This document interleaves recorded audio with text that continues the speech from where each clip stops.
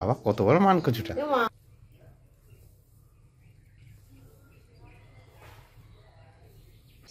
বাপের বাড়ির থেকে শ্বশুর বাড়ি, টাটা বাই বাই। বাদাম কাঁচা এগুলো বাহ বাবা। সুপ্রভাত বন্ধুরা, এটা 1 মাস আগের ভিডিও, আমার ছাড়তে একটু দেরি হয়ে গেল। আমি যাচ্ছিলাম আমার বাপের বাড়ি। আমি এটা কোন স্টেশনে আছি তোমরা বলো? আমি তো আগে অনেকবার বলেছি আমার বাপের বাড়ি যেতে কোন স্টেশনে আমি যাই। ট্রেন থেকে নেমে ওখানে আবার খানিকটা অটোতে যেতে হয়, অটো থেকেও নেমে এই যে আমি আবার ওখান থেকে আর হেঁটে যেতে হবে প্রায় 10 মিনিট। এবার হেঁটে হেঁটে যাচ্ছি। সকাল সকাল তো অনেক ভোরে বাড়ি থেকে বেরিয়েছিলাম। প্রায় আমি এখানে পৌঁছে গেছি 9টার মধ্যে পৌঁছে গেছি। বাড়িতে যে চলে এসেছি, মা ঘরের মধ্যে ছিল, আমাকে দেখতে পাইনি। বাবার সঙ্গে আগে রাস্তায় দেখা হয়েছিল, সেখানে বাবার সঙ্গে কথা হয়েছে যে মা একা একা ঘরে রয়েছে, দরজা বন্ধ। আমি নিজেই দরজা খুলেই ঢুকে গেলাম, নিজের বাড়ি তো, সেজন্য আর ডাকাডাকির আর সুযোগ দিলাম না। অনেক ভোরে বেরিয়েছি, চা খাওয়ারও আর সময় হয়নি। এই জন্য বাড়ি যাওয়ার সঙ্গে সঙ্গে মা, শীতকাল তো, আমি যখন গেছিলাম পুরো শীতকাল ছিল, মা যাওয়ার সঙ্গে সঙ্গে গরম গরম সাঁচে পিঠে বানাচ্ছে কাঠের উনুনে, আর ওইদিকে দুধ জাল হচ্ছে। আমাকে বলল গুড় দিয়ে খাওয়ার জন্য। এই যে গরম গরম নামিয়ে দিয়েছে। এবার আমি এই যে মা বাজার থেকে ঝোলা গুড় কিনে নিয়ে এসছে, গুড় দিয়ে এবার পিঠেগুলো খাচ্ছি। গরম গরম খেতে হেভি মজা এই পিঠে। তোমরা তো যারা জানো সাথে পিঠে খেতে তারা সবাই জানো। এই তোমাদের দেখাচ্ছে, পিঠেগুলো বেশ মুচমুচে হয়েছে, পিছনটা একটু লাল লাল হয়েছে। আবার চলে এসেছি, আসলে একটু জমি দেখতে আসি। জমি তো আমরা নিজেরা চাষ করি না, জমি লোক দিয়ে চাষ করানো হয়, লিজ দেওয়া আছে। তবু জমিগুলো একটু দেখতে আসি কেমন ফসল হয়েছে। তারা তো চাষ করে খাচ্ছে চাষিরা। এই যে এখানে গাছ ছিল প্রচুর, এখানে লেবু গাছ, এটা সেটা গাছ ছিল, সব বিক্রি করে দিয়েছে। বিক্রি করে দিয়ে গাছ, এখানে জমিটাও পড়ে থাকবে, এই জন্য আবার কলা গাছ বসানো হয়েছে। এই যে নতুন বসিয়েছে, 1-2 দিন হয়েছে মনে হয় বসিয়েছে। এই যে কলা গাছ বসিয়েছে, এবার কলা হবে। আর কিছু কিছু হালকা গাছ আছে, এই যে সেগুন গাছ, আর কি কি গাছ আছে, এই যে গামার গাছ, লেবু গাছগুলো, মেহগনি গাছ আছে 2-1টা। এই যে লেবু গাছগুলো সব কেটে ফেলেছে। আর নিচের জমিতে তো ধান আছে। চলো নিচের জমিগুলোতে যাওয়া যাক। ধানের জমিতে তোড়ে খাওয়া। অন্যবার এই জমিগুলোতেও, সব নিচের জমিগুলোতে ধান কেটে সরিষা লাগায়। এবার আর ধান হয়েছে, এবার আর সরিষা লাগাতে পারেনি। এবার দেখো ধান কেটে নিয়ে যাচ্ছে।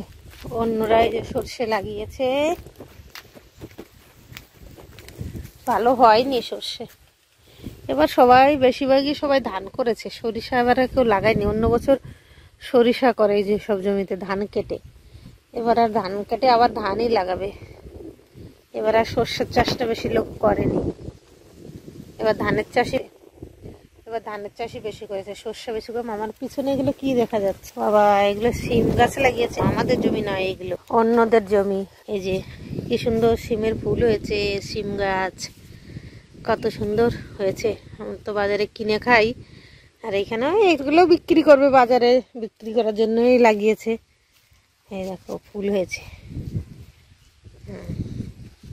কি সুন্দর হয়েছে সিম গাছগুলো, টকটকে।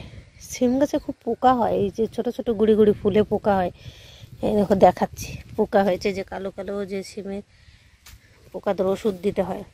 সিম গাছে প্রচুর পোকা হয়, কেন আগে আমাদেরও খাওয়ার জন্য বাড়িতে লাগাতো, তাতে দেখতাম। গোছানো শেষ, এবার বাড়ি, বাপের বাড়ির থেকে শ্বশুর বাড়ি, টাটা বাই বাই। যাওয়ার আগে বাপের বাড়িটা আবার ঘুরে দেখে নিচ্ছি, কারণ আর কবে আসবো তার ঠিক নেই, সেই জন্য একটু ভালো করে এবার দেখছি। চলে এসছে ঘুরে, আমাদের নেয়নি, ওই যে গেছিল একা একা, ঘুরে চলে এসছে। আমাদের কষ্ট হবে, আবার গিয়ে আবার চলে আসা, এসব কষ্ট হয়ে যাবে, ওই জন্য একা একা গেলাম। বাড়িতে রেখে দিয়ে চলে গেছে, বলছে কষ্ট হবে, দিব্যে একা ঘুরে। কত কিছু নিয়ে এসেছি সেটা দেখো, অনেক কিছু নিয়ে এসছে। কি কি নিয়ে এসছে চলুন দেখি তাহলে একবার। উপরে একটু বসতে পারেন আপনি, এখন পারেন না বললে হবে। দেখি তোমাদের এনে কে খাবে। বাবা, তো অনেক কিছু। এই যে মিষ্টি আছে, দুটা, ওই যে বাদাম কাঁচা, এগুলো 70 টাকা করে কিলো। বাহ বাবা, এই তো ভাজতে হবে তাহলে আমাদের। হ্যাঁ, আর আমরা ভাজা কিনি 200 টাকা কিলো। এই এর মধ্যে সেই ওই গজাগুলো আছে, বের করে খাবা আর কি। ওই তো বাদাম দিয়ে চলে যাচ্ছে, বাদাম দিয়ে চলে যাচ্ছে, ফুটো করে দেবে। এটা কাঁচা তো ওইটা নিয়ে যা এটা বাটি ফাটি নিয়ে তো ওই পেপারটার উপর রাখ। আর এইভাবে আর দেখি আবার কি কি আছে। নিচেই বসি এগুলো ব্যাগের উপরে তোলা যাবে না বিছানায়।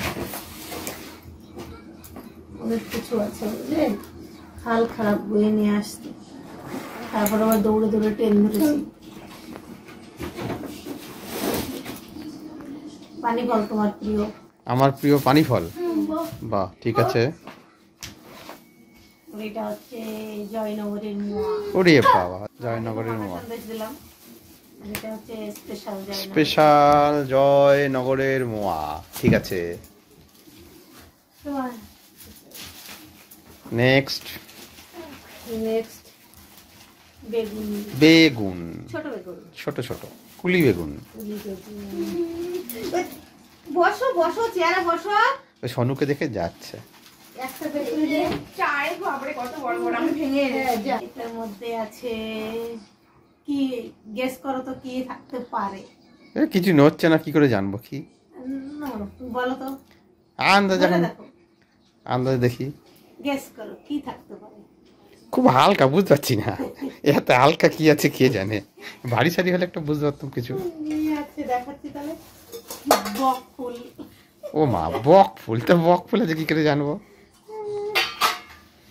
বক ফুল হলো। এটার মধ্যে আছে এই যে বিউলির ডাল আর খুদ। বিউলির ডাল আর খুদ?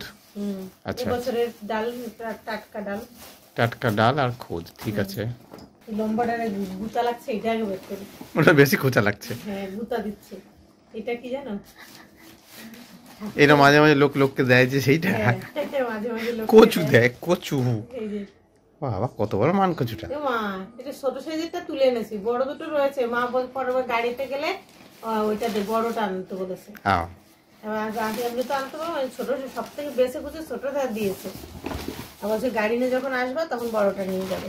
কচু, কচুর পর ঘেঁচু বেরোবে কিছু একটা। এবার বেরোবে এটা কি?